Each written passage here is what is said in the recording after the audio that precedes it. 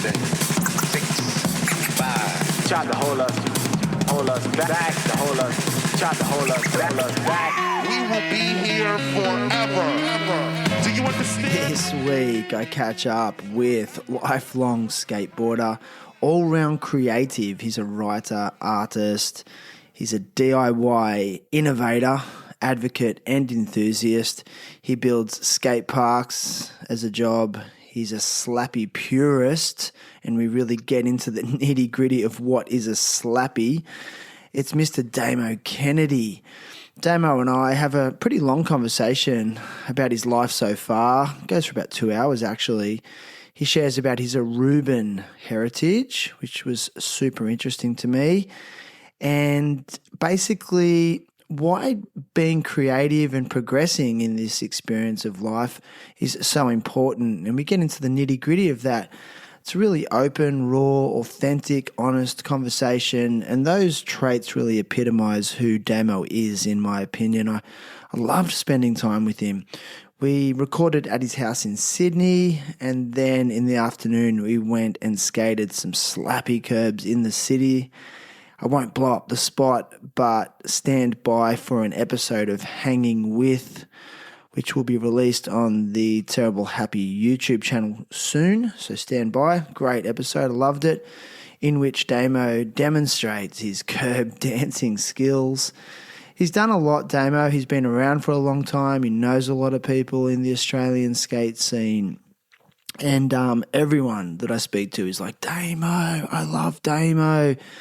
And now I'm one of those people. I'm a fan of Damo, and you will be too. So sit back, relax, and enjoy getting to know Mr. Damo Kennedy, everybody. Cheers. He tried to hold us back. What's the thing? Child of the crayon, child of the light, styles of the neon belong to a culture destined to rock for eons. Time doesn't exist. Shut those cataracts, capture the virtualist. Now let's get back to what makes things seem forever, whether it's unseen, unheard, or it's 16 again. Not a bother. Fill this old man river, kill a floor. I think I'm desensitized to just gnarly stuff now. So when I watch stuff, I basically just go, you know. But then I'll see somebody posting a slappy clip and just be like, that's amazing. Is it because it's unique? I think it's because I've become detached from that style of skateboarding, where now I'm like all about curbs, you know. Yeah, you are. Because does it feel like it's achievable? It definitely does. But when you see somebody skate a curb like Ronnie Krieger, the way he skates curbs, so amazing. And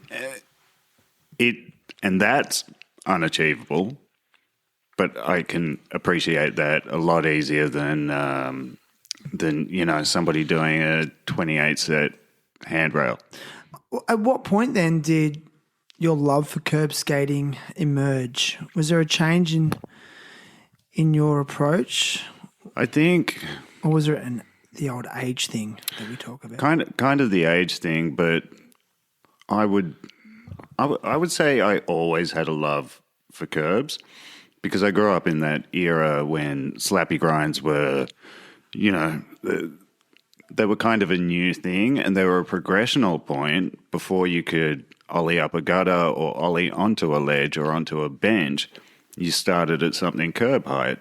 So watching the older guys do slappies, I was like, I need to learn how to do those. And all I ever had back then was frontside and backside 50-50 slappies. And then, because I don't include like a board slide as a slappy trick, because you're just pivoting onto it. It's not, to me. Why not? You don't class it as a slappy trick? No. It's just turning onto a board slide. You don't have that impact point where you're forcing the board to do something it doesn't naturally want to do. That to me is a slappy. Just rolling up, and then all of a sudden you're on top, you know? Barging it? Like barging it, yeah. Like just going. And when you think about a slappy grind, okay, when you know the technique, it makes sense. But if you look at it for the first time, it's incomprehensible how a person can not lift anything and just smash into a curb and then end up on top of it grinding. And how cool's the noise? Yeah, and there's an art form to that barge. You Yeah. know, someone that does it well makes it look so seamless and it's almost gentle. Yeah. But even me, still, I struggle. Like, it looks like I'm like running into the curb and like fighting it. But I think that just comes with, and what has happened in, say, the last 5-6 years is skating curbs more than anything. You just refine that technique. Basically, everybody starts with that. It looks like a 2-part motion where their front truck goes up and then their back truck. But yeah, more and more so. Now I kind of like almost slide into a frontside slappy. Like what? Your cess slide? Almost, up onto it. almost. It's just I can't distinguish between when the front truck and the back truck get on top. Like if I watch it in slow motion, I go, there it is. But at the time, it's like a little bit of magic happens in that split second. Yeah, it's like Magic just a happened. disconnection from the ground, and all of a sudden you're on top of a curb. It made a noise like it hit something, but you Yeah. didn't feel it through your body or anything. You just all of a sudden on top, just going, how did I get here? I don't know. I don't care. I'm not going to question it. I mean, I still ollie onto curbs sometimes. Well, that's where it all started too. That's like as tricks progressed, it was like where everybody started learning their ledge tricks, right? So you learnt to 50-50 a curb before you learnt to 50-50 a ledge or a bench or anything of any height above curb height. So that's where you refined everything and got the feel for ollieing up, grinding, and then popping off something. And then as your ollie progressed or your flip trick, you could get it higher, it naturally progressed to larger stuff. But curbs is to me, it's the essence. It's the starting point where everybody was, equal. It's a foundation. Yeah, exactly. Do you feel like the re-emergence of that style of skating has created access for people that thought that skating was over for them? 100%. It did for me. It did for you? Yeah. Yeah. 100%. Like, I was at that stage where I was losing tricks all the time, and curb skating came along and became popular, or was becoming popular more and more. And it started with the older guys, going, I'm going to do slappies again. And then it just progressed into everybody learning it. But for me, it was one of those things where, like I said, I was losing tricks. And the list of tricks was going down and down and down. Then curb skating came along again. And I just went, okay, this is something I can still progress at. Because when you think about it, the first time around when I started skating curbs was in the 80s. Boards didn't have a nose. They were fat. They weren't as functional as they are today. Truck technology has come a long way. Wheels, everything has changed and made it better. So, yeah, now a whole new world of tricks opened up, basically, is what I'm trying to get at. Like with a longer nose, a more responsive board, not taking anything away from people like Tom Knox, like the original Tom Knox, who master curb dancer, right? Master curb dancer, like feeble board slide Smith, everything. Ron Kennedy as well? Yeah, exactly. Like those guys were doing stuff on curbs where that was kind of like, to me, watching that, I was like, oh, wow. Like you can do other, and I recently watched his part again, like Tom Knox's part from What video? Speed Freaks. Oh, yeah. Yeah. Wow. It's so good. And it holds up. It holds up. It holds up as far as curb skating goes. Like, there's a few things in there where you go, come on. Wait, ollieing into I think, what does he do? Just a blunt stall and then kickflip out. That's amazing. Or maybe it's a kickflip to blunt stall. But, yeah, it's a stall trick, which you wouldn't really do now. But I did recently, actually. There's no way ledge skating would be where it's at if it wasn't for curb skating. No, because that's the progression of it. When you think about it, like, transition skating kind of went the opposite way, you know? Like, everybody skated big vert ramps, and then it went down to mini ramps. And, you know, like, street tricks came into transition that way. But, yeah, well... And then Danny Way and Colin McKay took street tricks to vert. Yeah, 100%. And the progression of curb skating, well, how it started was John Lucero, you know, in a car park, kicked out of a skate park, and mimicking transition lip tricks like axle stalls and stuff like that on the curbs out the front.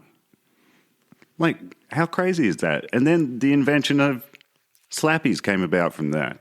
Totally. Like, yeah, it's just going, that's all skateboarding is, really. It's just mimicking the people you like watching, the tricks you think look cool. It's just, we copy each other. I'm going to test your history knowledge. Is John Lucero credited with doing the first ever slappy? Yes. With the magic barge? The magic barge. With the magic barge. Interesting. Yeah, but I think... But Lucero kind of gives credit to Lance. I think I heard that in an interview once, yeah. But he does take credit for naming the slappy. So, yeah, I don't know. And then you ask Lance, and he says 100% Lucero. Interesting. But I think something like that, it's probably global. Yeah. All at the same time, you know. Skateboarding was so, like, underground popular, and there were skate parks just about everywhere to some extent of a skate park. So, yeah, I mean, if you can't access transition, then what's out the front of your house? A curb, you know? Listen, away from the technicalities of curb skating, what else do you like about it in terms of the camaraderie that it brings? There's, look, that part of it's solid, you know? Like, it's basically, you could go to a curb spot and not even skate and just have a really good time. Everybody there is on the same page. It's a lot of older guys. And then you've got a few younger guys that come join in, you know, just to see what it's all about. And the vibe's always good. It's very supportive. I noticed. But there is a little bit of, you know, back and forth competition there, but it's healthy competition. I kind of feel like it's skateboarding's version of golf. It's very like gentleman. Everyone's always clapping each other. It's a bit slower. You know, yeah, it's a longer session. Well, or sometimes, yeah, I don't know. I think 2 hours is kind of peak. Cap? Yeah, I feel like I can do it longer because I'm not jumping and landing as much. That's what I noticed. I feel the impact of the curb, continuously slapping and that, like hitting up the curb, does send a vibration through your body. Yeah. See, I'm no good at it. You said at the start that if a board slide on a curb is not a slappy. I don't count it as a slappy, no. Okay, well, I do. I turn into no slides on a curb. Is that a slappy? No. Because that's what I'll be doing this afternoon is just a bunch of no slides. I think... Are you going to judge me? No. No, that's fine. That's the great thing. There's no judgment. So you wouldn't be like, hey, man, like, cool no slide, Shan, but still... I think the more important thing is the riding of the curb. Okay, check. So it's like what if anytime somebody says, let's go skate a curb, I'm like, yes, 100%, I'm there. If somebody goes, let's go skate this skate park, What about the roll on from behind? Is that a slappy? No, that's a roll on. Because there's no magic barge. Then- Okay, so we're really okay. This is only my definition. I mean, No, dude. thousands of people will disagree, I'm sure. It's good to analyze it. Yeah. I just think a slappy, there has to be a point of impact with the curb And then pop on. and then end up on top of it, if not Yeah. that 50-50 style of 50% in, 50% on top, you know? Yeah, the magic barge is the ollie equivalent. So, like, if someone rolls off a set of stairs, they didn't ollie those stairs. No, that's an acid drop. That's an acid drop. Yeah. But if they touch their tail and pop into the air, it's an ollie. It is an ollie. Maybe, like, now we're analysing this, maybe that, you're okay. It needs to have the magic barge. Yeah, there has to be some sort of transfer of force Okay. where it's like where you hit it. You don't just turn onto it. And that's my main problem. I think some slappy nose slides are slappies if you're not lifting and pivoting into it. Ooh. Like if you just kind of turn into it. Well, I got another trick in my repertoire. No slide, and then curb dance into a crooked grind, and then sometimes curb dance back to a no slide, then curb dance to a switch 5-0. Okay, So talk to me. What am I doing? Am I already slapping? you're ruling. Oh, yes. So you're not going to go, no, that's the poor man's. No, that's ruling. You're not going to say it's poor man's That's slappy. ruling 100%. Because I didn't magic barge on. I cheated getting on. Yeah, but it doesn't matter. Now it doesn't matter because you're curb dancing. Curb dancing's okay. See, this is so Curb right. dancing's solid. Dude, I love this. I love Can you write an combos. article about, like, you know how you wrote an article recently for me that is going to be published soon, so keep an eye out for it. But you wrote an article about the do's and don'ts of DIY, Yeah, which I loved, by the way. yeah. Could you write one on the do's and don'ts of curb skating? I Have you could. already done it? I think it'd be controversial. Good. The people need to know. I think you'd get a lot of hate mail. Just redirect it to me. I kind of feel like, given the state of the world, it's pretty low on the levels of controversy. No, but people care so much about stuff like that. Like it's an underground cult. everybody has to have something that is important to them. So if you can find something like that you're passionate about, instead of going crazy, yelling your opinion or your religious views or something like that to a world that doesn't necessarily want to hear it, just because you have a platform, being social media, doesn't mean you need to use it. It's like, it drives me crazy sometimes. So I would much rather people argue about what is a slappy and what isn't a slappy. As we all know now, it's not pivoting onto something. That's not a slappy. Go on, hit me up. But I would rather that. I would rather that than, read someone just being on about an opinion that should be a private opinion, if not in conversation with close friends, or if you wouldn't say it at a bus stop, why would you put it out there for, I mean, this is the big thing. This has been the big thing since the advent of communication online. It's just like, you wouldn't say it to their face, but you happily will type it alone in your bedroom. Yeah. It's just people. It's that disconnect. And that's why you and I have been talking on the phone a lot recently. And we text every now and then to line up the call. But like, I try to only let text message communication go 2 or 3 times before I'm just going to call you. Yeah. Because so much can be lost in translation, and people forget that communication extends beyond verbal. It goes massively into body language, 100%. expression, facial gestures, Yeah. even just like aura. Yeah, I mean, and that's all missed. I think I started that article we were just talking about, the DIY article, with words are stupid. I love that. They are. Like, Not entirely. Here's an example. You said words are dumb. Whatever, same thing. Keep going. Here's an example. Define irony. It's when the literal meaning is different to the contextual meaning. Okay, but Tried. I don't know. That's hard, dude. couldn't that also be sarcasm? Oh, yeah. Tricky. Yeah.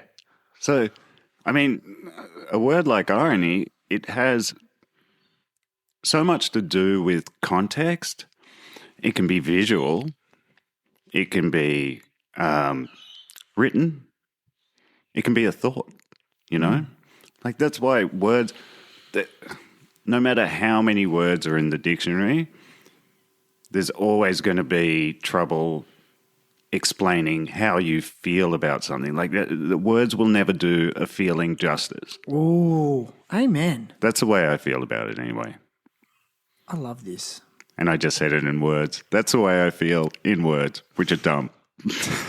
Yeah, but like for those of you listening in this audio-only podcast, you know, you can't see the sincerity on Damo's face. I see it in your eyes.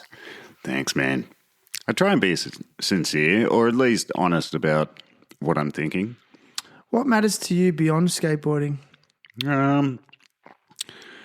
At the moment, sobriety, mental health, you know, working on that a lot.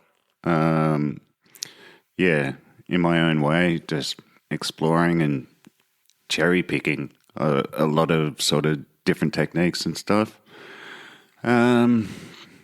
Friendships. Okay. Like, yeah, I don't have a lot of friends.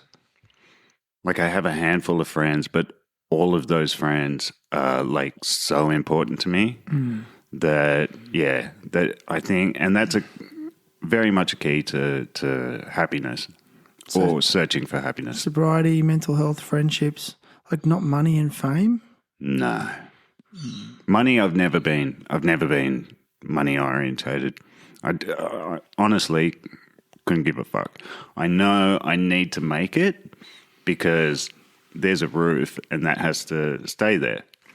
And, you know, I need to eat. Like, yeah, I need to pay for skateboards because I don't get them for free. So, yeah. Not now. You will after this podcast. Well, actually, I lie. You'll be getting some of those heroin boards. I'm actually lying because sitting behind you, I just saw behind you is a stack of Death Breath skateboards. I noticed that. that Chris has sent me. I think I've only paid for one. Like, yeah. He's hooking you up. Yeah, he's helping me out. Like, I just spoke to him about some. Basically, that came about. I just got in contact with him. Actually, he got in contact with me because we were doing a curb jam. Gotcha. And he was like, I'd love to give you a board that you can give away as a prize or whatever. So, yeah. And then from there, we developed a relationship where I was wondering, because he does those custom boards, so I was just really wondering, like, what was possible in the mold that he had and, you know, shape-wise. And I got to do some design tweaks and stuff, which I'm really super happy with, you know. And that the fact that he's like a one-man DIY dude is like, it's magic, man. Like that dealing with someone like that, who I know is just like hands-on every part of it, like screens the boards himself, all the veneers, presses all the veneers, cuts, trims, drills, like everything, all himself is like, that's awesome to me. And if he wasn't so generous with boards with me, I'd be buying them off him. I gotcha. Yeah. So it's pure passion, hey? Yeah. Guys like that, I'm always stoked on and try and support as much as possible. It's like the little guy skate shop, you know? People just doing it, not so much. And, you know, he's not making money on these boards. There's no way. With the cost of a veneer, yeah. I think if you're breaking even doing your passions, like that's a win, Yeah. you know? Yeah, 'Cause it even- just keeps you going. Even if you're not putting all that much money into your passions, like that's a win. Yeah, if your passions aren't sending you bankrupt, it's a win. Yeah, exactly. Yeah. I get it, man. Far out. But yeah, I mean, yeah, Chris has been really generous that way. So yeah, I do get boards for free. I've lost my train of thought. I think you'll find this, Shan, is that my train of thought, it's like all the carriages, they're not connected properly, and there's a lot of deviating tracks coming off there. Have you been like that since a kid? Yeah. Since a child? Yeah. How was it identified? By yourself or by others? Always by me. I spent a lot of, because, okay, first of all, only child. So, and then so I wasn't born in Australia, born in New Zealand. So, and then from New Zealand, my parents split. My mum and I moved in with my grandmother and grandfather on my mum's side, so her parents. Then my grandfather died. My grandmother sold the house in New Zealand, and we all went to Aruba in the Caribbean, where my grandma's from. So, yeah, moved back there till I was like 8 years old. That's so interesting. Yeah. Is it? I mean, just as you're saying these things, like, isn't it amazing when you take the time to scratch the surface of another person's life, Man, that's... and you'll be blown away. Yeah. And immediate empathy and understanding emerge. Yeah. But most people that I see around these days aren't taking the time to show other humans any interest. So, like, all of a sudden, I'm like, okay, what? New Zealand, Aruba, like, amazing. So, what age were you when you moved to Australia then from there? I was 8 years old. 8. Yeah. So... Stayed ever since? Year 3. Yeah. Okay. Yeah. Now, in there somewhere, when we were in Aruba, we spent 6 months in Florida where my mum has a cousin there. So, yeah, spent 6 months there. But, yeah, mainly Aruba. And Aruba was amazing. Like, starting school there, 3 languages straight off the bat. Like, you learn English because it's a tourist island. Yeah. Then Papiamento, which is the native language. Local language? Yeah. And then Spanish as well. Spanish. Yeah. So for geographic reference, Aruba's right near Jamaica? No, it's closer to what would Mexico. It's Caribbean side of closer Mexico. to South America. Okay. So it's down a little. Like Latin and it's a speck of an island. But it's so Aruba was settled by the Dutch. So, yeah. I mean, they discovered half the world, really. Yeah, exactly. But I believe it's still under Dutch rule. Okay. Yeah. Is your grandmother, or did your grandparents stay there, or your grandmother stay there? No, my grandmother came to see. Here's where it got weird. I don't know why we left there, but my uncle was already living in Australia. So, yeah, the 3 of us, actually the 4 of us, because along the way we picked up my grandmother's sister. So the 4 of us came to Australia and, yeah, met up with my uncle. And the reason we came to Sydney is my uncle was in Sydney. So, yeah. There you go. That period of time seems quite unsettled. It was, yeah, very. Do you remember it well, or is it all a blur? I remember certain things well, but I do think I have a disconnect on a lot of things, Like, so coming to Australia in that time, starting school where I did, in the eastern suburbs, in Double Bay, so being a affluent suburb, maybe one of Australia's most affluent suburbs. And we came from Aruba, living in a 3-bedroom house near the beach. And yeah. And then there was definite kind of, there was the appearance that we had money, but then you'd move every 6 months and the apartment would get smaller and smaller and more run down and more run down, to a time that fast forward a little bit and then it was housing commission. So just to get some clarity, your parents were still together then? No. So you were with your mother? Yeah. Like I didn't know my dad growing up at all. Do you mind if I ask why? That was kind of my mum's decision on that. And yeah, I don't know. I think she never spoke about him and none of the family did really, except my uncle. I remember once my uncle saying, "Your dad was a good man. I don't know how he put up with your mother." How old were you when you heard that? I think I was about 13 or 14. Was there always a sense of wondering about him?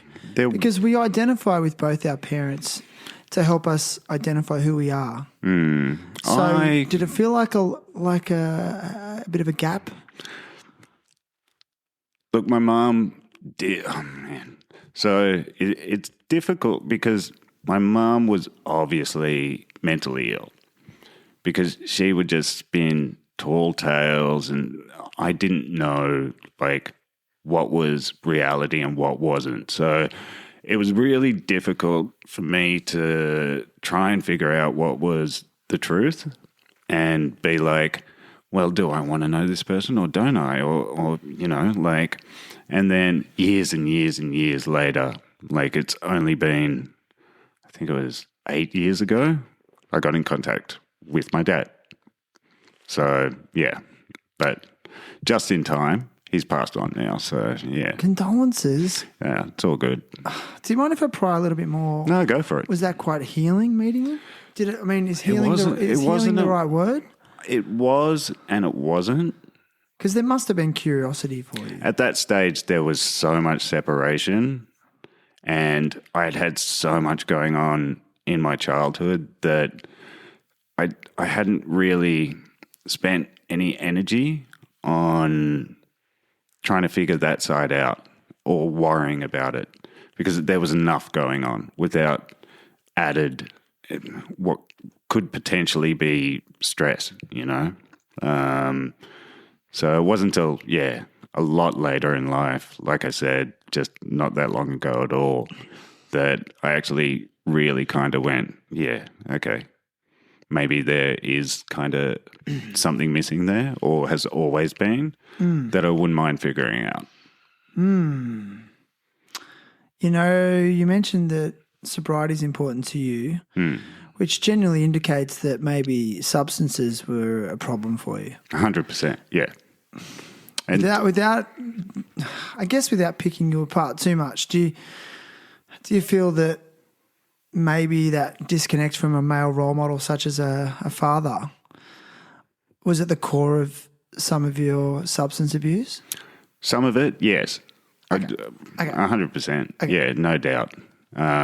Thanks for sharing that, man. Hey, but you know what? I can go, I didn't have a father figure of any kind, raised by women, So I didn't have a father figure of any kind, but also what was happening on my mum's side was also really bizarre and stuff. I spent a year in a Red Cross boys home and then a couple of years in foster care and stuff and in and out of foster care. But and that was, so the Red Cross boys home I was just started year 4. So however old you are then, guess 11, 10? 10. 10, yeah. So about 9, 10. yeah, 10 to 11, a birthday there and a Christmas. And then it was kind of like in and out of foster care, like I said, and, you know, yeah, it's just weird. And I couldn't figure it out because nobody would. Back then, I think the culture was you wouldn't discuss with the child what was going on with their life, you know? It's like that they don't need to know. We're just doing the best we can for them kind But you of were thing. curious. 100%. I love that you brought that up because I really believe we need to be honest with children. Yeah. Because they are trying to figure it out and you do them no favours. No, you can't sugarcoat things. By wrapping them in cotton wool sometimes. Yeah. Because they will work it out eventually. And Yeah. Yeah. I mean, and that's it. It's wild to think that because the way I ended up in the boys' home was so my mum had an accident and it was with cooking oil and like she burnt the back of her hand pretty bad. She was in hospital for a while. And I got into some trouble at school. I guess I just wasn't fitting in. Like I had, you know, coming from Aruba, I had a weird accent. It wasn't Caribbean. It wasn't American. It definitely wasn't an Australian or New Zealand accent. So, yeah, fitting in was like weird. And yeah, I got into some trouble at school trying to fit in, I guess. And the school tried to get in contact with my mum. My grandmother answered, and her English wasn't all that well, and she was old. And then the school went, well, what's going on here? There's nobody at home to sort of supervise this child properly. And, yeah, got in contact with, like, some social services like Bernardo's. And, yeah, they were basically, well, you know, he can't be at home. He needs proper supervision. And then once you're in the system, I've heard. so hard to get out. Yeah. Yeah. How many years do you think you're in the foster care system? In total? Till I was 15. So what's your earliest memory of skateboarding? The beginning of year 4. That early? Yeah. So I how'd you come discovered across it? skateboarding. Let's go. I was like, okay, so just like anybody does, I guess, you just see somebody doing it and you think that person's cool and you like the look of what they're doing. And it was just a dude cruising down the footpath, but he was in Double Bay. I was on the way home from school. I remember it vividly. And he's like riding the footpath and just carving and dipping into driveways. And it's just like sidewalk surfing, you know, but Yeah. I looked at it and I couldn't understand how he turned. That was my biggest thing. I was just really curious on how was he turning? And he was in control. Like, it didn't make sense because you look at a skateboard and you go, that's just supposed to go in whatever direction you put it down on the ground. That's the way it travels. I didn't understand the physics of trucks and, you know, like bushings and, yeah. Captivated? Yeah, captivated. But, yeah, so I begged for a skateboard. I got one as a combination Christmas and birthday present early in the year. It was after Christmas, but it wasn't I'm born in March. It wasn't my birthday yet. And then I had that board for, I think, about 6 weeks until I figured out how shit it was.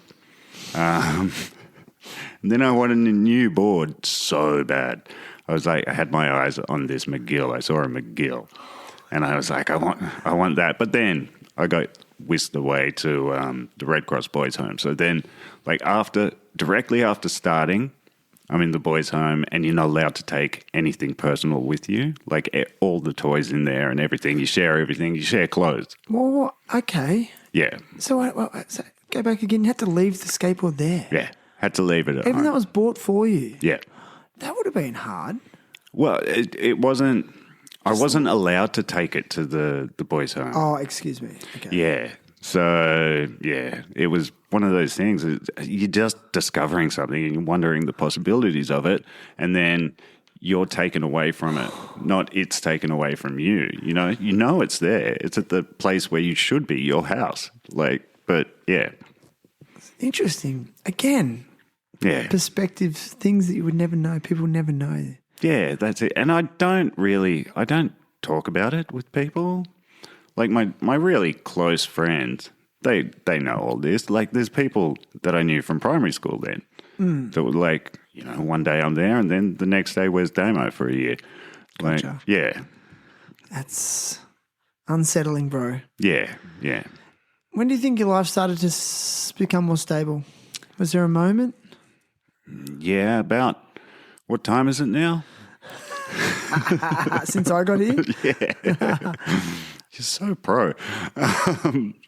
I think, all right. Oh, okay, here's a deeper No, philosophical... it's always been up and down. It's always been I think the last 10 years. I guess when I refer to stability, having the same place to live and the same adult figures in your life constantly, whether that's stable or not, I don't know. But I think a lot of humans have a bit of a misconception about the control they have over their life, and life is generally dynamic and generally unstable and unpredictable. Yeah, because we have to deal with other humans. And I think it varies from person to person. There's like a scale. And for some, like you as a young person being moved around and things like that, it was just a little bit more exaggerated. Yeah. But that's not to say that a human won't have periods in their life later on. I've been thinking about that a lot lately. Like, I feel that every human suffers in a certain way, but it's spaced out over the course of their life and it's condensed differently. For some, it might be a really specific period of their life, and then others it might just be like spread throughout the whole. I get you. The whole lifetime. I don't think anyone's immune. No, and I do think that sort of that early on kind of like trauma or those kind of situations can very much dictate what happens with the rest of a person's life, whether it's a continuation of that because of then the decisions that person makes or doesn't make, So I think the most important thing is at some stage you have to go, well, I'm in control here. I'm in control of what happens with my life, and it can go this way or it can go that way. There's a million possibilities of where your life can go from one second to the next, depending on what decision you make. So you can let that childhood trauma rule your entire life and always use it as a crutch, something to fall back on, to blame. You must have done that at various stages in your life. Yeah, 100%. Yeah. But then I realized that's not the way forward. You don't progress. You don't learn to take the blame when shit's your fault that way, because you've always got that thing in the background that you can just go, well, this happened to me, And that's why I'm like this. And that's why I behave like that. Yeah, exactly. But so it's just a matter of taking control, I think, and just making that decision to go, I am not going to let the thing that I can't do a thing about, I can't control what happened then. It's done, and it's done so long ago. I can control the right now, which determines what the tomorrow is, That's easier said than done, though. 100%. Like, I failed at sobriety 5 times. Okay. Like, I tried it and then got it in my head that I've got this under control now. I can start drinking again. I just have a glass of wine with dinner. I just have a couple of beers at the barbecue. Never pans out. I'm not that person. I know that 100%. And even when I am drinking, I know I'm not that person. I know I shouldn't be doing it. So, yeah. Are you sort of saying like self-will only got you a certain amount of... Yeah. Only got you so far. I just have to own up. I just have to go, I'm an alcoholic and I can't drink again. I shouldn't drink again. I'm not going to rule out, because I think you set yourself up for being too hard on yourself. I may slip down this path that I'm going, you know? But what do you do when you slip over? You know, what does skateboarding teach us? Get back up. And you've only failed if you stop trying. Exactly. I think that's what a lot of people need to understand if, excuse me, whether they're trying to quit smoking or alcohol and they keep trying to quit and then they relapse.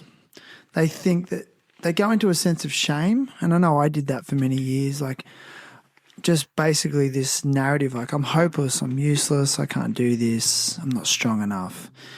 And I feel that when you actually stop trying, and, you know, just you fail, hit the reset button, start again. And again, I say this all the time, like I think this is what skateboarding has built into me. Doesn't build it into everyone else, because it's like you fall down, get back up, fall down, get back up, fall down, get back up. Don't land it that day, come back another day. Exactly. And that's... Fall down, get back up, fall down, get back up, come back another day. But that come back another day is the most important part. You reckon? I think it's easy to get lost in the moment of I have to make it now. And it was like one of those things for me, skating anyway, was I hated walking away from something without making it. But then, I don't know, I guess I got older and more accepting that maybe just today isn't the day. And if I come back tomorrow, come back next week, the thing I'm trying to do, the obstacle, more likely than not, is going to be there, you know? Nobody's taking away that 10 set of stairs. It's going to be there. Come back next week. You hurt.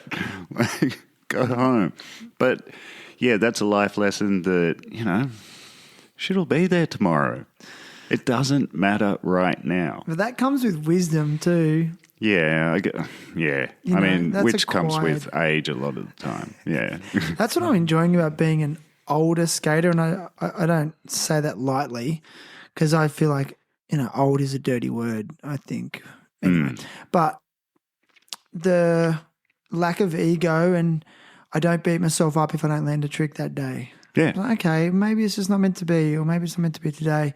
It's been the biggest game changer. But in the past, like you were saying, as a younger person, I was either going to land it or hurt myself. Yeah. And that's when I'd stop. Yeah. But do you think you've got practical? Do you think you've got a better understanding of how tricks work being older too? For sure. Yeah. And I also think a better understanding of what works better for my body. Like a basic example is like I'm a heel flipper. Me too. I'm not a kick flipper. Me either. I just, for some reason, my body does not like to move in that direction. I've got the most mob kick flip you'll ever see. Yeah. But heel flips just work. Yeah, you know, same. And so it's like, you know what, I'm going to do what works as opposed to try and force it. So I don't force it as much. Yeah. And I think do you find that you're more patient? So I will take the time to really think about a trick and just be patient with it and not get frustrated. And it comes down to, just understanding and going, I know what I did wrong, 100% on it. And, you know, the things that you never think about when you're younger, like, okay, don't dip that shoulder. Simple little stuff. Don't put your arm above your head. Like, have that shoulder back. Put your foot slightly forward and point your toe outwards a bit. Like, that kind of, like, you don't consider it when you're younger. You just jump in, you see somebody do the trick, or you see it in a video or a picture in a magazine, and you go, I'm going to try that. You have no idea what you're doing. I mean, I guess some people, when they were younger, yeah, they did kind of have a bit of understanding like that, but I think that came more from trying to mimic someone's style. Yeah. And, yeah, so having that understanding now as opposed to when you're younger and you're just going, I'm just going to try it. I'm just going to throw myself down that thing and hope for the best. And then you kind of like, you know, the first time you try something and you get kind of close or the action just seems right. So you go, I can make this. And then 300 times later, you're getting so far away from the original trick. Like you are nowhere near it. And you keep going. But yeah, as you get older and you understand, how to break it down and actually figure out what you're doing wrong. And part of the thing you're doing wrong is repeatedly trying it, you know? Yeah, well, you're programming bad habits. Yeah, exactly. I like I like the Huberman podcast, and he talks about like when you go to sleep. Like Say that. Yeah. Yeah, keep going. Yeah, so when you go to sleep is when your brain takes out all the mistakes in that repetitive action, takes out all the mistakes and makes the room for getting it right, you know? So that you come back not only refreshed physically, but your mind is refreshed. Your mindset on that trick might be refreshed, you know? So, yeah, it comes from sleep. So there's nothing wrong with walking away and coming back another day. In fact, if you look at it like that, it's beneficial. Interesting, yeah. I love it because I was thinking that when you were saying it, it's beneficial. And he's like, and he said specifically, that's why you need to go back because your brain is doing the rewiring while you sleep. It's figuring it out while you sleep. Yeah. And I think the sad thing for me is because I watched so a few years ago, another attempt at sobriety. I watched the Huberman podcast on what alcohol does. And I was really disappointed to hear that the neurological damage that you do with excessive long-term drinking often can't be reversed. So you're rewiring your brain the same way, but in a negative way. And I don't know if I feel the effects of that, but I don't when it comes to, because I've always had this weird train of thought thing where I can't stay on the one track. So that's always been there. But as far as I think emotionally, I do feel that the alcohol abuse has definitely changed me emotionally. Stunted your emotional growth? I don't know if it stunted it. In some areas, it sent it off the charts, you know? Like, so I never really had much anxiety growing up. But then it just, every year goes by and it was getting heavier and heavier and heavier and heavier. And the depression as well, like the anxiety's going up, my mood's going down. Crazy. While you were drinking? While I was drinking, yeah. Was it when you were, the days after drinking, or was it like when you weren't, because I was finding that I was getting really bad depression the day or the 2 days after drinking. Yeah. The next day, not necessarily while I was drunk. Yeah, look. And the anxiety too was happening when I was sober, when I wasn't under the influence. Yeah. Well, I'm very much an introvert. So I used alcohol. Well, I told myself I used alcohol to be more social and be able to cope with. I worked in hospitality for many, many years, like a couple of decades. And I was like, okay, I need a couple of drinks to get through a shift. And then you drink afterwards. And you tell yourself whatever, really, when you're feeding addiction, whether you want to admit that you're addicted or not. And it happens to people in different ways. It's not necessarily like drinking every day. It's how you use alcohol or use anything that defines addiction, you know. There is a physical aspect, but I think what is worse is the mental aspect of addiction, where you start using that as your crutch, as, you know, a barrier between you and the real world, or something a bulletproof vest that you need to put on to go face whatever the task or a group of people, or, yeah. I guess the insidious nature of alcohol, isn't insidious the word? But it actually works initially in the early days. It actually works. Yeah. It would give me relief from the noise in my mind. Yeah, and that's the did. thing. It really did. And then there'd be many times when I'd have a really good night out on alcohol, and then I'd be chasing that good night. Oh, yeah, 100%. Like, I laughed, don't get me wrong. It wasn't all bad on alcohol. I had some of the best times ever, and that, to me, is even worse. Exactly. Yeah. That's the dangerous part. Yeah. Like, I mean, would anybody use, say, heroin, for instance, if they just had a shit time? Yeah. No, it obviously makes you feel good at first.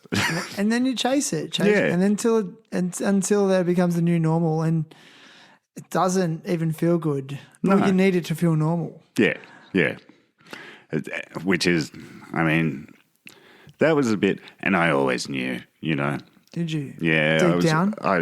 Yeah, there's a part of me that just went, you know, that little voice at the back of your head, or you might call it your shadow self, you know?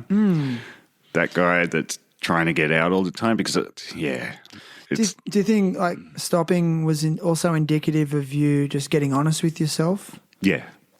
That's hard. And not only with myself, with friends as well, you know, like because I was cancelling shit and just making excuses, and it'd be because I was hungover or because I wanted to drink, and going to do something, even skating, like I'm mad at myself for the amount of skating I missed because of those days either being really hungover or just not even skating. Yeah, skating. But life events, like, you know, like I could have been having a good time amongst people, but no, I'm sitting by myself with a couple of bottles of wine, you know. Dude, it's robbed you. Yeah, Do you feel like it robbed you of your potential in your, I guess, best physical years? yeah.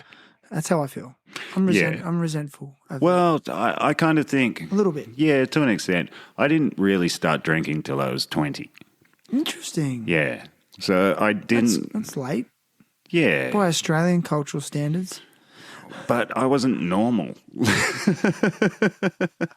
I didn't do anything like that was considered normal. Like I didn't grow up... I didn't play footy.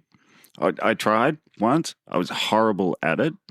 I couldn't understand the rules because I grew up like very much influenced by America in Aruba, where like, so you got gridiron football, you got soccer, and because of the baseball. I was going to say baseball over there. Yeah. So yeah, very much those sports. And then you come to Australia and you got like NRL, and you have to pass back. That didn't make sense to me at all. And I wasn't good at cricket. I couldn't figure out how to bowl. I was like, why can't you just throw it? Yeah. Still think that. And why can you take a run up? Yeah. But yeah, so none of it really made sense. So I was like, I'm just not doing it, because that's the other thing is... If I'm not good at something pretty much straight away, or I don't feel like I'm going to progress quickly at it, I just don't do it. I'm just like... So what, you were good at skateboarding straight away? I could stand on a skateboard and I could get it to turn, and I learned to tic-tac quickly. So I don't know. In my mind, I was good. I was good enough. You know, I fell off a lot, obviously. Everybody does. But yeah. But everything else is like, no, that's just too hard. I got enough going on. I don't know where I live next week, you know? Yeah. You love skateboarding. Yeah, 100%. But has there been, over a lifetime, you're a lifer. Yeah. Have there been periods where you resent skateboarding and the culture?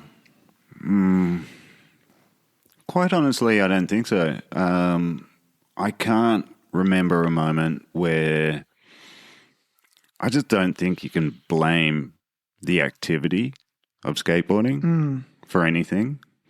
I mean, I definitely felt like in the early days, like 80s, early to mid 90s, very much sort of that outcast kind of like getting kicked out of spots, people just looking at you like you're scum, that kind of thing. But that's I kind of also feel like that's what drew me towards it because, like, as I said, like being introverted and that only child and, you know, like, yeah, that's what drew me to skating, going, oh, look, people leave you alone. Like, they don't want to know you. Like you embrace being an outcast? A little bit, yeah. I think it just seemed like a cool thing to do because it wasn't the norm, you know? And it definitely, coming from a background of, like, I've always been into art, like drawing and painting and stuff, like from a really early age. It seemed very artistic. The more I learnt about it too, and you got to, it felt like you knew the skater, like the American pros, just through how they were skating, you know, like a glimpse into their personality in what tricks they liked, what terrain they like skating, and and their style, you know. And then if you watch that person's video parts over 20, 30 years, you feel like you know them. Did you see that series that was done called, I think it was by the Berricks, called Life on Video? Yeah. They did one on Guy Mariano and someone else.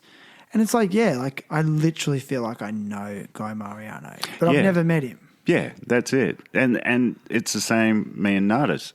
Me and Nardis are old mates. We've just never met, you know. He doesn't know either. No, there's a really good thing on YouTube where I think it might be a 2 or 3-parter, where it's just like Nardis's skate career into his graphic design stuff and, you know, like everything, like working for Flint Publications and all that kind of stuff. And I watched that, and then from different episodes of the Nine Club and stuff like that, like people talking about interactions with Nardis and all that kind of thing. I feel like I know the dude, you know? Crazy. Yeah. But do you think modern day world, with the advent of YouTube vloggers and influencers, is that mentality now exaggerated because people are just literally putting videos of themselves up daily? People are watching them daily. And so now we live in a society where they think they know these people because of that, and that they don't need to go and meet other people. I think there's a Has it gone too far? I think it has. And I also think that the projection of those people's lives is causing a lot of problem, especially with young people and the way they view themselves. Because it's always, you know, this is so much fun, that's so much fun, I'm just having a good time. It's rarely you see anybody be like truly honest on any of those kind of vlog channels where people are just like, this is my life, how cool is my life? The same with Instagram, you know, like influencers and stuff like that. They just put up the best scenario and fake scenarios and make it look like that's every day of their life, you know? And then they feel like they've got a voice to voice political and everything else because there's a certain amount of people watching them. They have the right to weigh in on every subject. Yes, right, exactly, like what you said at the start. Yeah. Talk to me about your art. When did that journey start? When I was really young, my grandfather, there was the house in New Zealand had a rumpus room downstairs, and I was drawing on the walls when I was like 2, and my grandfather got a whole bunch of butcher's paper and just covered the walls in the rumpus room and just let me draw on the walls. And excuse me, ever since then it's always been with me. It's kind of like skating that way, you know. It's part of me. It's just what I do. I do go for periods without picking up a pencil or a paintbrush, but yeah. But I know I can just get back to it. And it's like skating as well. You like your skills, if you're not doing it constantly, drop off. So you can't express what's in your mind as well. Gotcha. But the more often you do it, the better you get, and the easier it is to sort of express those things that are going through your backwards head. I don't know. You seem like someone who's always craving creative endeavors of some kind. Yeah, 100%. You do? Yeah, it's to me that's progression. You know, like bringing anything into the world that wasn't there before. You know, it's like you have an idea and then you make it happen. How good is that? And the satisfaction that you can get from something so simple, putting something on a piece of paper, you know, like messing around on a set of 3 stairs or a curb or something, like the satisfaction is way beyond, like, people talk about retail therapy and all that kind of stuff. And then, you know, you got your substances. The satisfaction from that is so far above, for me anyway, anything like that. Like, I mean, I think I mentioned that I've never cared about money. I understand it's a necessity, but yeah, just give me art, creativity, like anything along that line. If I could eat it, I would. And then I wouldn't need a job anymore. I'd have more time to create that stuff that I can eat, you know. Like sense of accomplishment as well? Yeah, I guess. It's always so private. Yeah. And that goes across to skating as well. Like, if I'm trying to learn a trick, I go out skating by myself. Gotcha. And more often than not, I'm trying to learn a trick. So I end up skating by myself a lot, and always have. Like, I used to skate in the middle of the night in the city on weekdays, like head out of the house at midnight. Amazing. Yeah, come back at 4 a.m. Yeah. Didn't want some people to be stoked with, though? No. Didn't need that? No, it was never about... Didn't want someone to see you land that trick? No, because I moved away from when everything started getting really tech, early 90s, and crop dusting. Okay. And wheels started shrinking. Yeah, it was crop dusting. Every flip trick was like millimeters off the ground. His wheels were 44 mil. Yeah. But then the board rotation, nothing was a pop. It was all like, everything looked like a pressure flip to me. And I was like, that is not, I didn't like the aesthetic. And so I never lent in towards that. I just continued down like the things that I like Frankie Hill style skating, you know, gaps, stair sets, like go fast. Yeah, right. Yeah. So, and then it was far easier to skate alone because there's none of that peer pressure or that feeling of like, oh, now I got to learn, you know, like nollie trays or nollie flip to no slide on the curb. I just wasn't interested. Just didn't appeal to that style.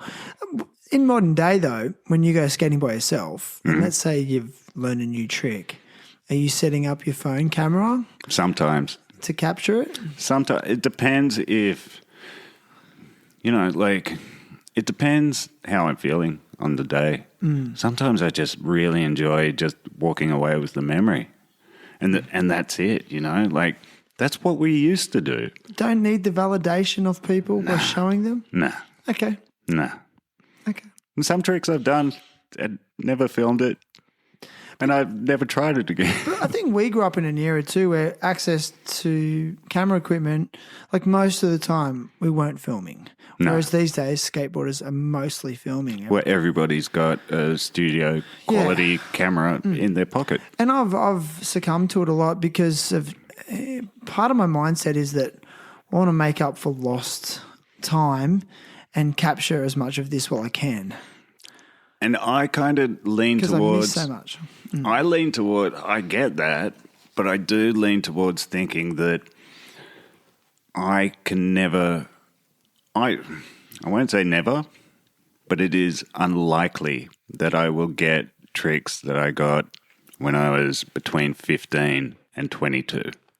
That was the time when I was just really putting it out there, you know, like gaps. Where's a bigger going gap? for it, yeah. Yeah, where's a bigger gap? Where's this? Where's that? How can I do that? How can I emulate what I see on the screen of the new video, you know? And never documented.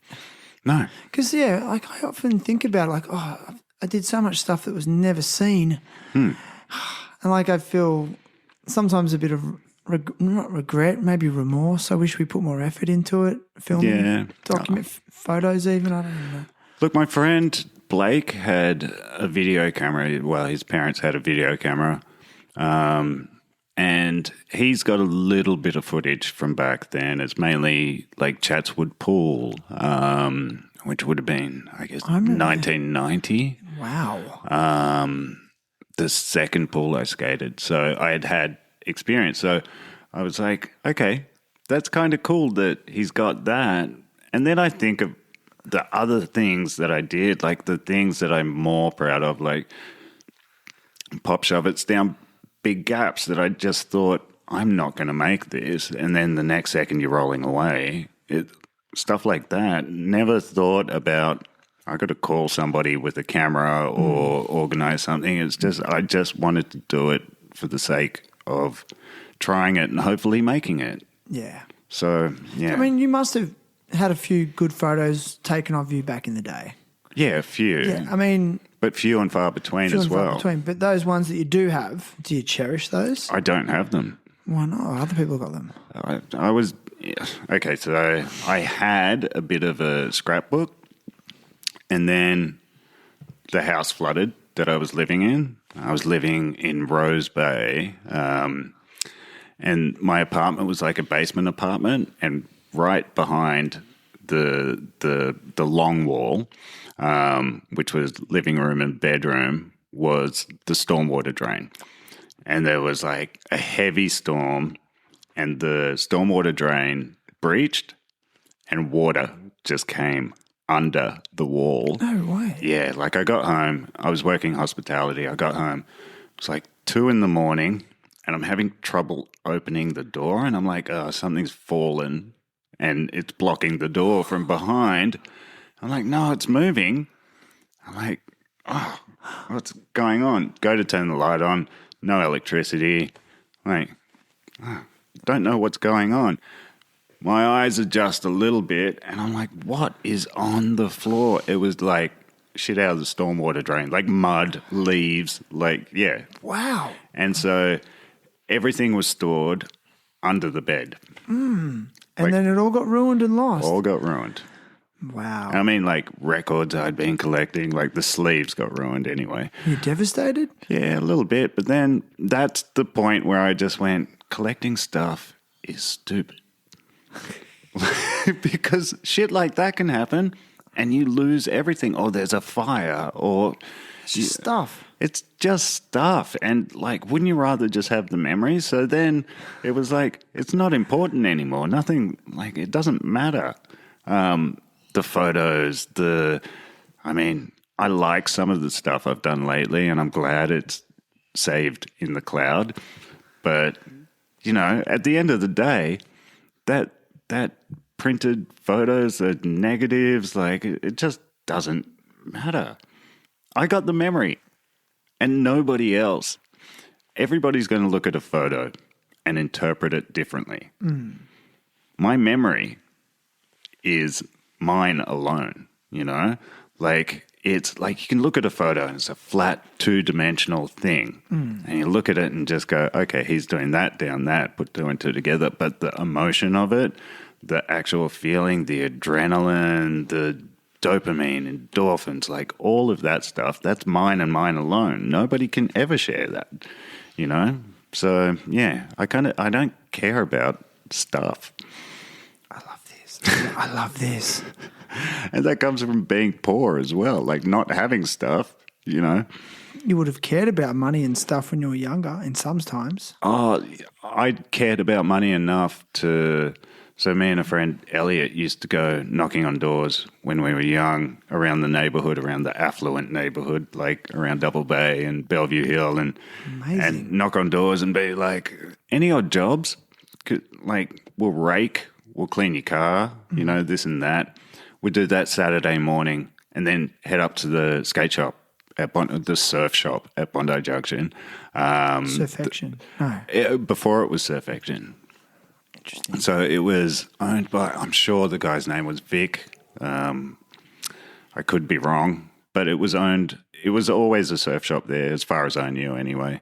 And he had boards in there, and then Chris bought it and it became Surfection and became a lot more of, a skate shop as well as a surf shop. It was like skate and surf, not just like there are some skateboards in this surf shop.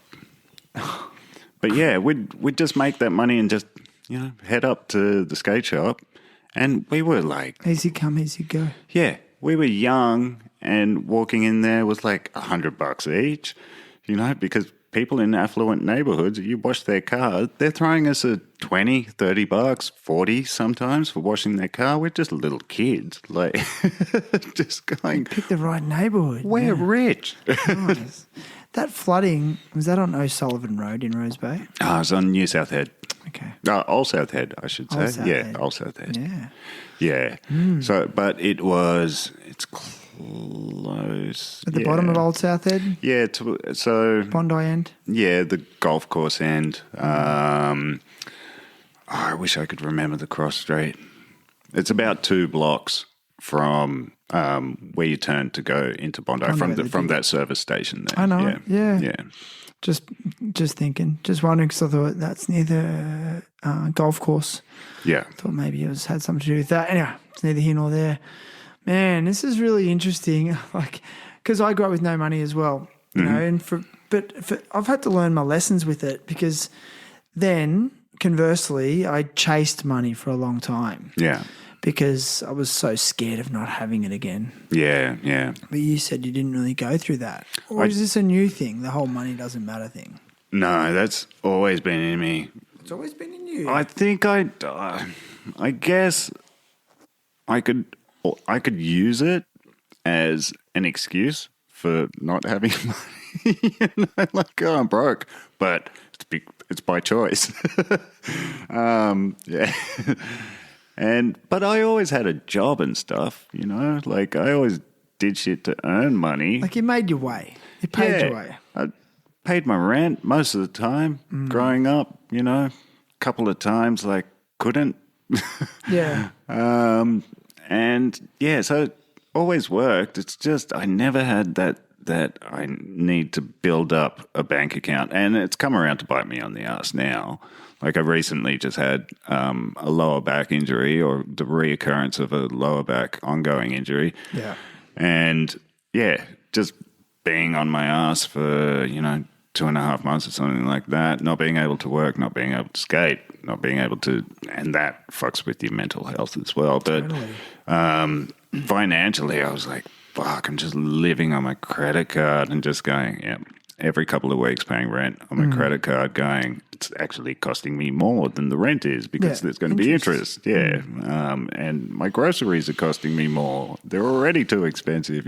Yeah. And then I was just like, it's fine. Well, you get back to work. Even if you can't do that job, you'll be able to do another job. You've always been able to do a job. It's fine. And money comes and goes, but time... That's it. Time is finite. What's that saying? It's anything lost can be found again except for time. Yes, sir. Yeah. People forget that, and they're selling their time for not much money. Yeah. What do you do to make money though these days when you work? I work for Revolution Action Sports Concepts for Shan, Serena, one of the best people on this planet. Yeah. Building possibly the best skate parks ever. Building, maintaining, and fixing. Well, I think probably the fixing is my favorite part. Like I do like a brand new skate park, but I get more of a feeling of accomplishment from a restoration or a repair. Especially if it comes up really nice, you give something old a new life. So it's concreting and rendering. Concrete. Well, what do you call it? Not so much. Do you call it rendering? I don't know. No, when you fix coping, for example, concrete coping. What do you call that? Well, Rendering? replacing. Like if you, it depends. It depends on what. Say if it's got chips in it and stuff and you're filling the holes with it's a bit of slurry. No, you're going to use an epoxy product for that. Okay, so I don't know shit. without giving away too much methodology. I don't know shit, man. Yeah, so you're basically filling it in with an epoxy product, and then you use a diamond cup wheel on your angle grinder to cut that product back, because you always put in high and take it off to match the surface height and stuff like that. So I've learned so much off Shane in the last, I don't even know how long I've worked for Shane, maybe 6 years. And, methodology, techniques, with tools, like what products to use for what, and this and that and the other. It's a world out there, Oh, it's an art form, man. Yeah, well, a good restoration, can run into big money as well. So you got to get it right, because you don't want to go back and fix what you've fixed. So, Gotcha. Yeah. And also, I guess, I'm sure Shane would want a good reputation for being Which he has. reputable company, which they have got. Yeah, which So, Revolution has. I mean, as far standards. as restorations, go that I'm aware of, Shane is preferred. Revolution is preferred to a lot of companies. There's a lot of not a lot, but there's a few cowboys out there that have done some dodgy shit when it comes to fixing stuff. So, and Shane, he's like, if it costs this much to do, it costs this much to do it. That's just how much it costs, you know? Like, he's not pulling pennies on restoration jobs if the client has agreed to the quote, But yeah, so I think Revolution isn't the cheapest when it comes to a resto, but yeah. But it's the best quality and it's going to last longer, so then it's going to save money in the long term and all that sort of stuff. Exactly. But I know Revolution also builds skate parks from scratch. Yeah, 100%. And that's probably 90% of and you work the work on those bigger projects Yeah. as well. Predominantly, your role in those projects is what, concreting, finishing, stuff like that? Bit of concreting, the final detailing, so all the Formwork as well? Or no, I don't okay. do. We got Zinger for that. Zinger's Master? Yeah, Zinger and Azza. Yeah, Zinger. He's basically Shane's lead hand. So when Shane's not there, Zinger's in charge of builds, and he is the way he works out how to form up stuff is just amazing. Craft, you think about a skate park and the obstacles in there sometimes, and you're just like, how are you going to form that up? Zinger will come up with a solution in 5 minutes. Interesting. And it'll work every time. Wow. Yeah. Did you work on the Old Park project? Yeah. Man, that must be one of the best skate parks in the world. In terms of uniqueness. Yeah. I do like that they incorporated those steel ramps. Yeah, different. To sort of, as a throwback to the old park, Olds Park, yeah. Which was just 2 quarter pipes. Yeah, 2 quarter pipes. And that downhill run up, man, I remember the first time I went there, I was like, I don't skate parks. And I think it's because I grew up with skate parks like that, I just go. Did you ever go to Alloa Bowl? I did, a lot. Yeah. It was my first ever skate park I'd ever seen with my own eyes. That was my first concrete thing that I went to. We'd catch the train out from Bondi Junction, maybe Edgecliff. It was on a Saturday or Sunday, I think it was Saturday, it was every 4th train would go to Alloa Station. Otherwise, you go to Hurstville and then skate over. Yeah. So interesting. Yeah, but that thing, yeah. I mean, getting off the train, going across, I want to say Kemp Field or Kemp Park. Kemp Park was Alloa. Yeah, so the train the bowl station was built in Kemp Field. Yeah. And there was a footy field next to it. Yeah, so you get off the train and then there'd be a pathway that kind of went around the outside and came to the bowl with the the block behind it, that building behind it. I remember that really well. Amazing, dude. I love this history, Sydney history. With the Olds Park, who designed that? It wasn't Revolution. Revolution did the build, right? Yeah. Or was it Convict who designed it? I think it may have been Convict. I don't want to You're not sure? Yeah, I'm not 100% on it, but yeah, it may have been. Darren's been doing a lot of what we've been doing lately. So if it was Darren, I don't want to say it was Convict if it wasn't, but whoever designed it, it's a great design. And it's good to hear that from you because I feel like there's almost like this DIY aspect to it. But it's not a DIY. No, that's it. It's got those unique obstacles. Yeah. Yeah. And I think that park and Tilapia, as far as like the new street section that Revolution built there, which that was definitely a Convict design. Definitely the most obscure obstacles within a skate park that I've come across anyway, in recent years. And yeah, the Tilapia, I was like, no way they're putting that in, or we're just doing like a brick wall coming out of a quarter pipe. What? And then like, I think it was Shane's idea. Let's throw some pool coping on the top of that 6-foot brick wall. Like anybody's going to hit it. Yeah. I think Lockie Abbott hit it. I'm sure he did. Yeah. Lockie. It's classic. Hey, listen, I want to hit you with some quick fire questions. Yeah. First one. Firstly, when I was young, I always dreamt of a dream session. Going skating, just me, Guy Mariano, and Mark Gonzalez. As a kid, teenager, even 20-plus-year-old, I'm like, that would be my dream session, skating with those two. Yeah. Back then. It probably still is. What would be your dream session and why? And where? Is there a limit to how many people? There's no rules. And no rules. At what time? Like at what era? Yeah, let's go. All right. So I'd go quick fire. TG, Nardis. Tommy Guerrero. Yep. Nardis, Gond, Justin Kiss, me. Justin Kiss? Justin Kiss was a dude from the neighborhood. He grew up in Bellevue Hill. Right, because I was like... But he was like my version of Gond. Oh, we've all got him right. Yeah. Amazing. Keep going. Yeah. Keep going. And then I guess we would skate the 1988 version of the downstairs of the Double Bay car park. Nice. What was so good about it? Double-sided curb, which is still there, higher on one side than the other. Ooh. And it came out into this little island that's where I learnt to slappy. Right.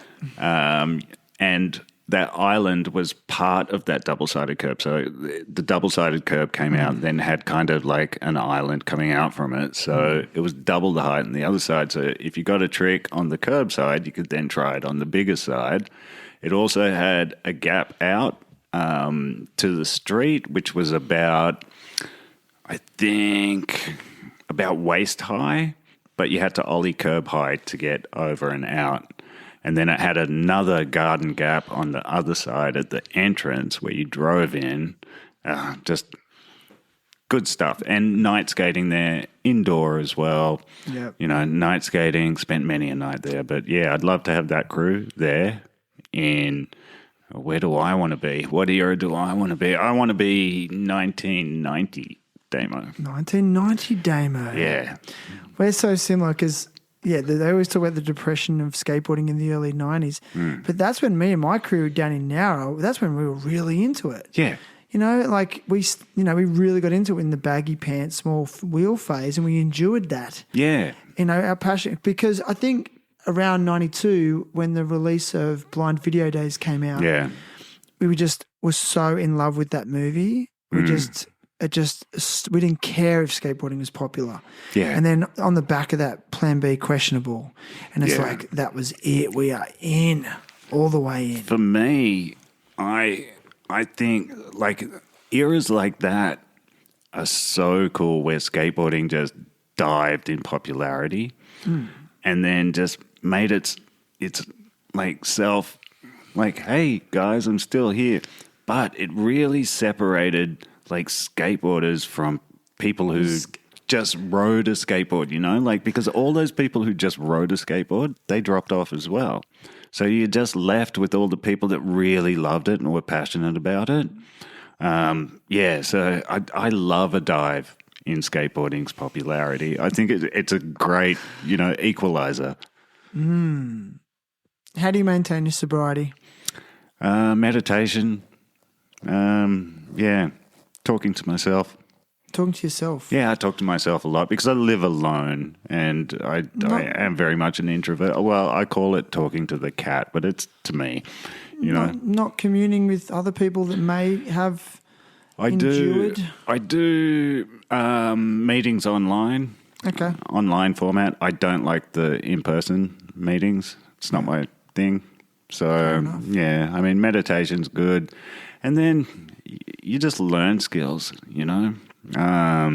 When you say you meditate, are you praying? No.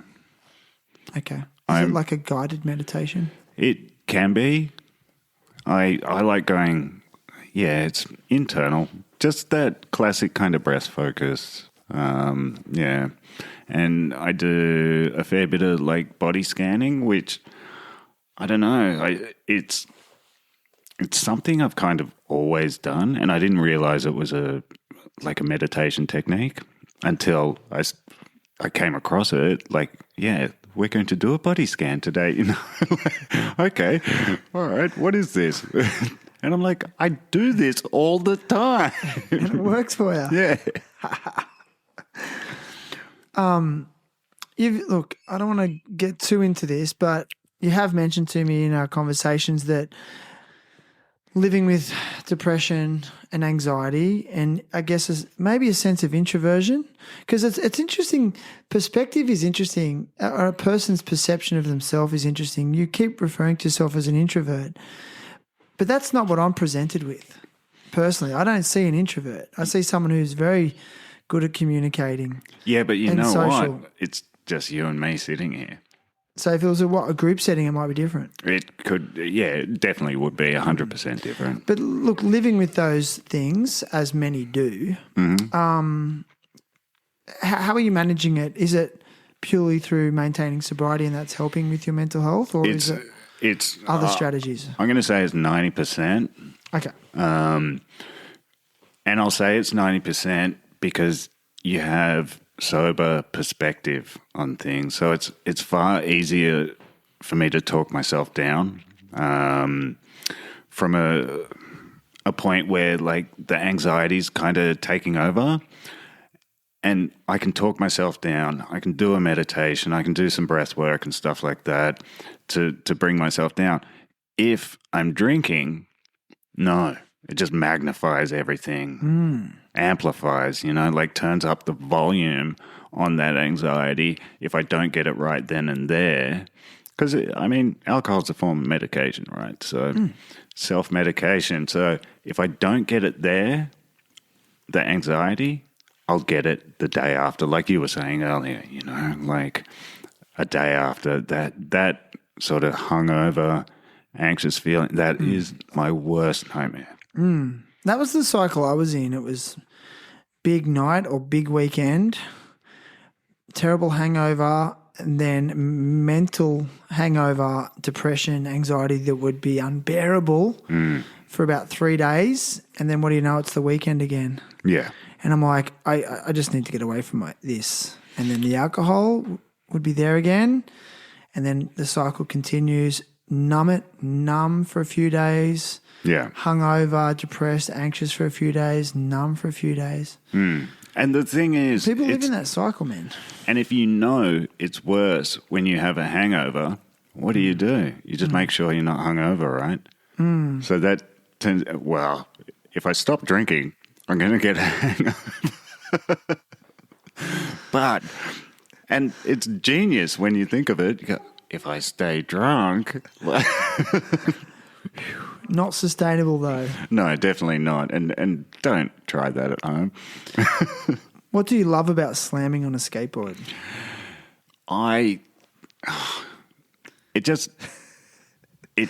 It literally and figuratively grounds you.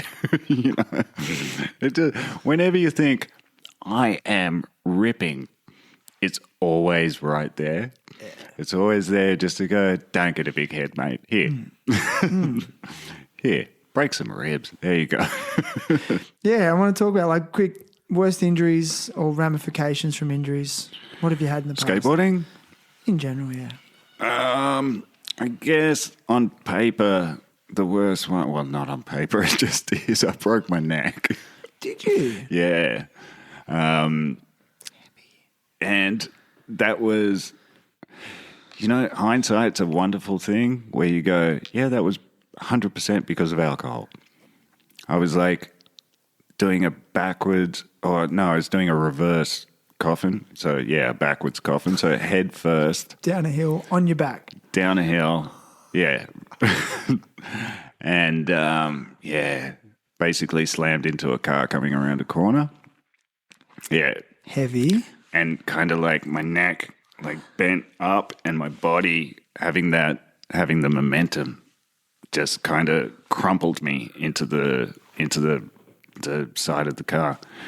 And yeah, got up, walked down the road to where we were set up, me and mates having drinks out the front of the pub. We're just taking turns like doing stupid coffin tricks down the hill.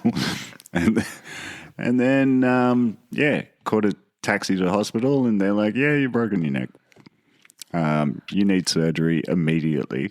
So a cervical spine, if it's in your neck, I guess, so your head moved forward, your chin sort of came forward to your chest, that sort of break. Oh, man, that's dangerous. Dude. To the point of breaking my collarbone as well heavy. With my chin.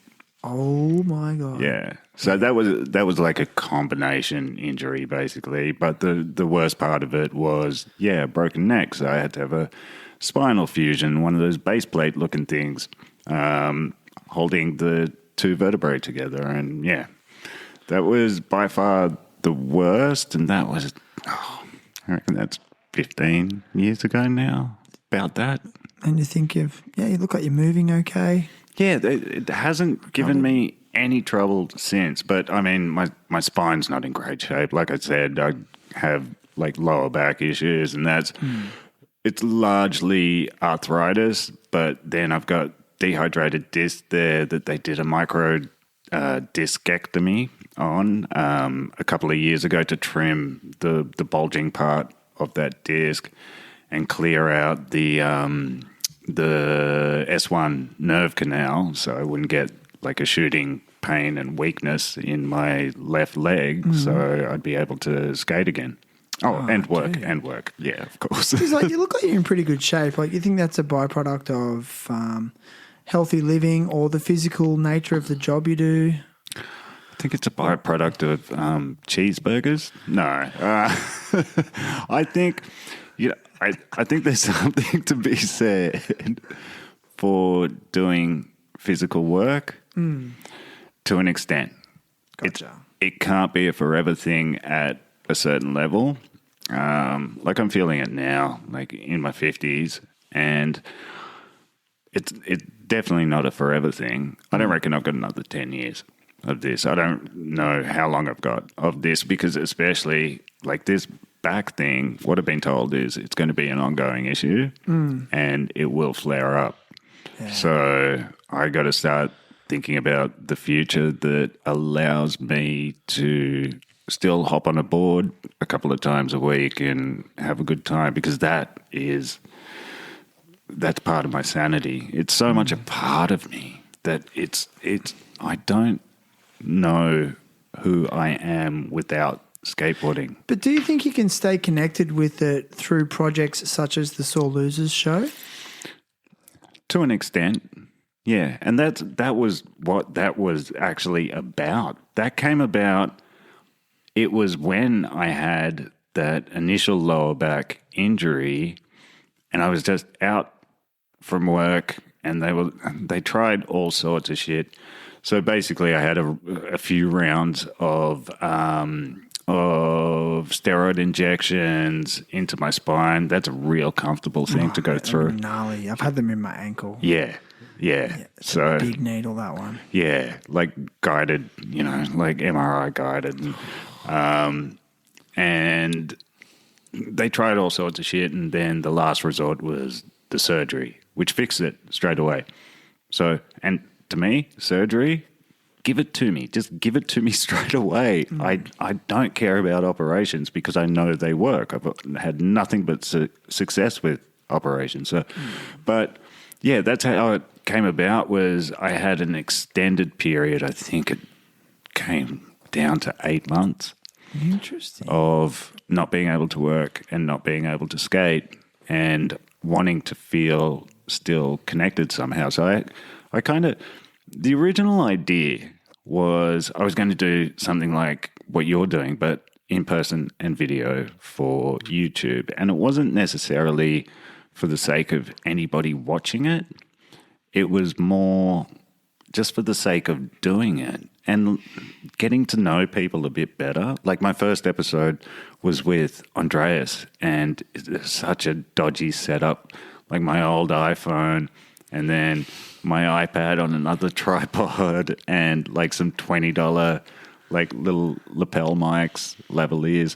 And me and him sitting on the couch just chatting, and I learned more about my friend of 20 years in that 2-hour conversation.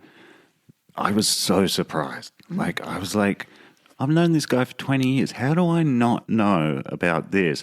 And especially the emotional side of how, like events in his life, how he felt emotionally about it as well. Being able to sort of converse that open and honestly, and it's weird, like, why do we have to record it for that kind of conversation to happen? It should be more natural. I've got a theory.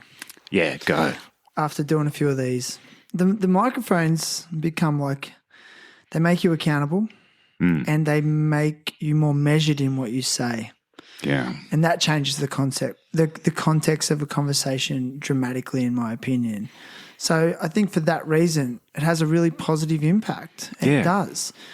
So it could really be a form of therapy that psychologists may or may not already be using. I don't know. Yeah. But there is something to it. And also I think when you listen back to yourself, and you might have done this when you interviewed him or other people, is you're actually looking at yourself like in the third person, and you start to pick up on these narratives that you've created that sometimes aren't even necessarily true. Yeah. And you have to do a lot of self-reflection. Yeah. And it's been a great method for keeping you honest with yourself. Yeah, 100%. As well. Have you noticed that as an interviewer, someone who's interviewed, numerous people? Well, I wouldn't call myself an interviewer. I'm terrible at it, Jan. I disagree. Okay. I watched some of the one you did with Cameron Markin. Okay. I enjoyed it. He turned that around on me. What do you mean? He turned it around and started asking me questions. But you know what? It's kind of perfect because my intention of the whole thing was for it to be a conversation and not an interview, where both parties have input into, there may be somebody leading it, but both parties have equal input, where your classic interview style, with you see celebrities being in. So, what were your feelings when you were on the set with this person? And go, that kind of thing. Like, it doesn't leave itself. That's more promotional stuff. Interviews are promotional. I think conversations are personal. And they're long form. Yeah. And it really gives the person the opportunity to get their point across. Yeah. And sort of... Or try to. But also it gives them the platform and the time to workshop the idea. So they may have to explain the same thing a few times, and they can do that on a podcast. Yeah. So podcasts, they are a bit of an anomaly in terms of, are they an interview or a conversation or a mixture of both? I don't know. Yeah. I just like the idea of talking to people initially, and then it sort of took... It's not a very introverted thing to say, Damo. Well, talking to people one-on-one. Like I said, I'm fine. One-on-one, very small group of people I know well, that's fine. But it is draining. It's always draining. So I feel tired afterwards, you know. It's like the end of a working day. Like Cam Markin, speaking of Cam Markin, he'll work all day and then go skate for 3 hours afterwards. Like he has youth on his side, I guess. But yeah, just that energy. And I really think, and here's a theory, that it's because he's not holding any part of himself back. You know, he's like very natural and he is who he is and this is who I am and take it or leave it kind of thing.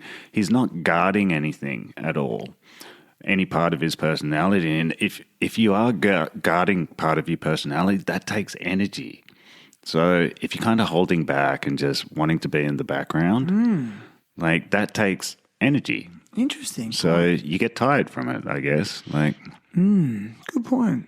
I like that. It's interesting. you want to hear another theory? I love theories. Okay, skateboarding came from scooters. Whoa. Yeah. We're not talking about the ones with the little box cart things. No. You know, like in, Band This at the start. Yeah, well, kind You of. know, when they're going but, down the hill and but Band- is it Band scooters, This? yeah. Yeah. But scooters came from those and were a thing. Skateboarding came from surfing. No, it didn't. It did, didn't it? No, that's a myth. Skateboarding. Do you think it went... But where was the idea then to go sideways? On it? Wasn't Where'd it it come from in the East Coast of America then? because they heard about surfing? Nah. Scooters. Skateboarding came from scooters.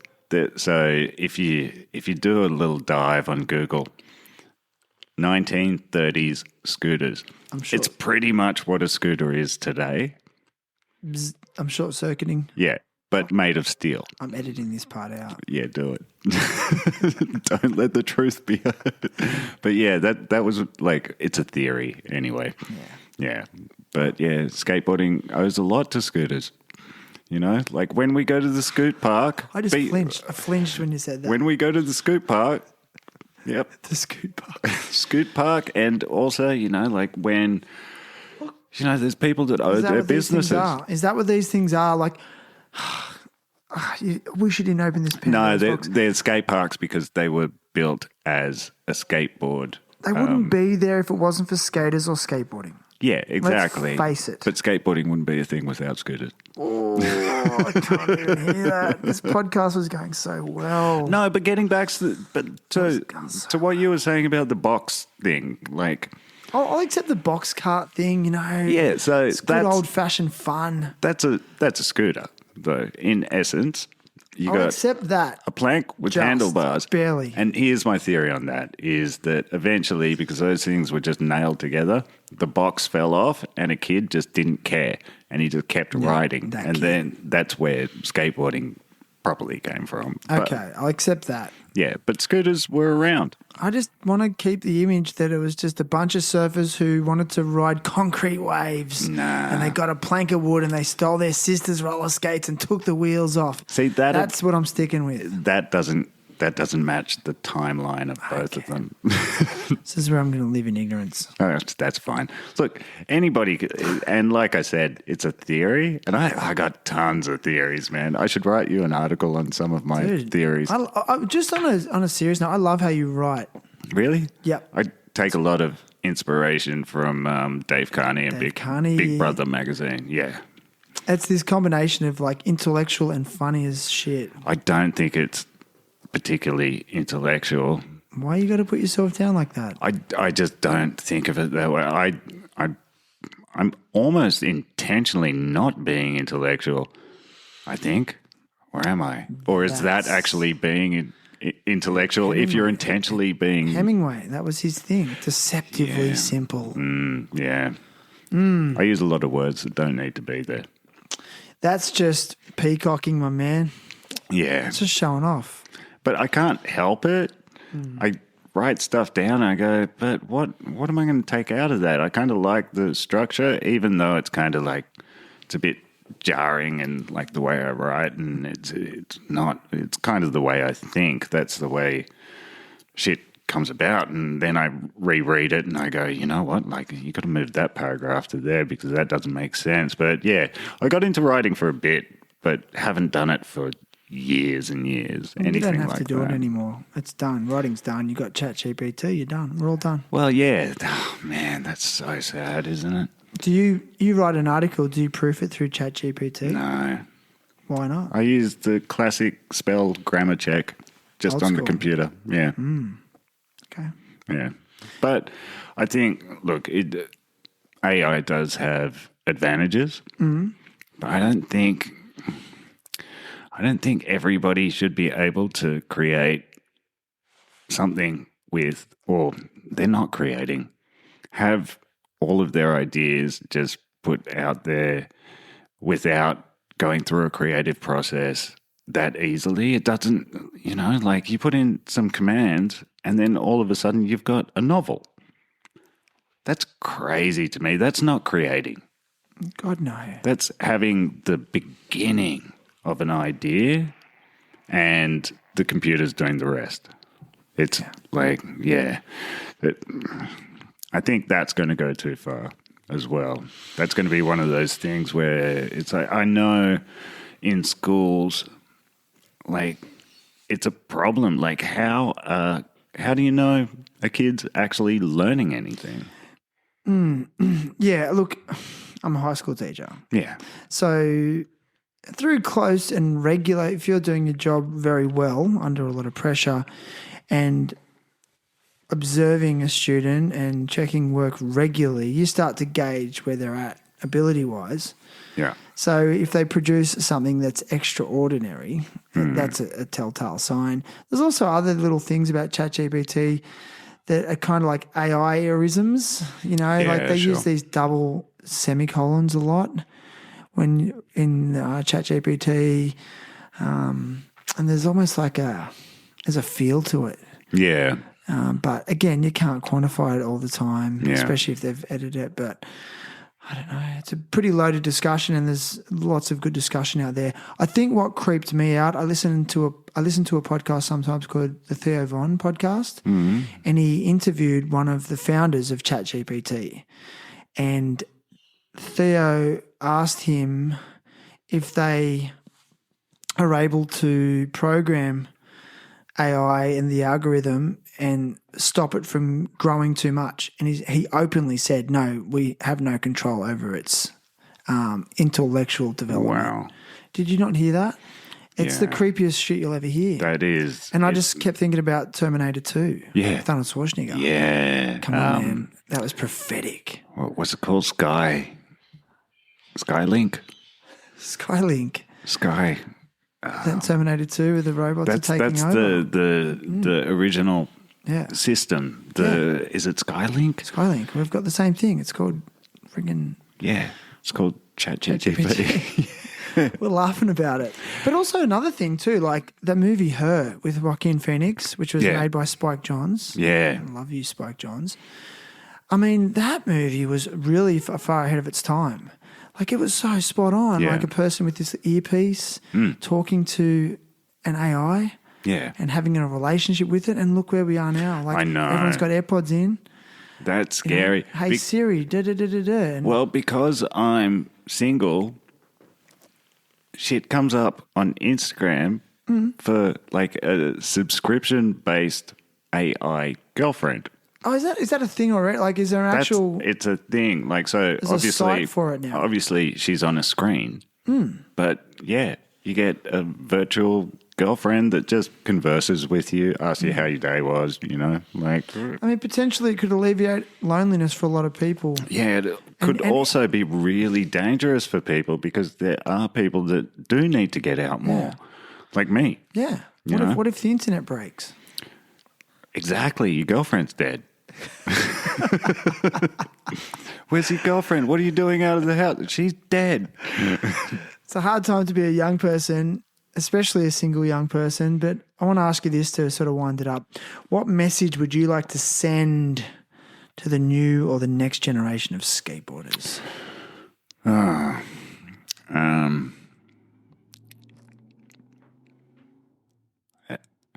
You know what? pay attention to yourself more than the outside world. Be who you are and be true to who that person is. If you're trying to suppress something or be too much like someone else and you're like pushing parts of yourself down because of it, it's only going to lead to trouble. Yeah. Wonderful. Yeah. Self-honesty. Yeah, that's it. And self-analysis, acceptance and confrontation with yourself. You know, like that confrontation is important to call yourself out on your own shit, because some people just won't do it for you. And we're quickly becoming very, we want to please everybody in person. Online, no. Happy to argue. Way safer. Yeah, so pay attention to yourself, basically. Yeah. I love it, man. Yeah, because, I mean, there's only one you, and you've got to live with that person for the rest of your life. So, Hell yeah, man. It's beautiful, man. It's a great way to end. Oh, thanks, man. It's been such a pleasure, and let's go skate some curbs. Yeah, let's do that. This has been so much fun, man. Thanks for having me, Shan. Likewise. I'm going to no-slide the shit out of that curb today. Yeah, not a slappy no-slide, though. I can't call it a slappy no-slide. No, you just call it... Yeah, you can. You can call it whatever you want. There's no rules.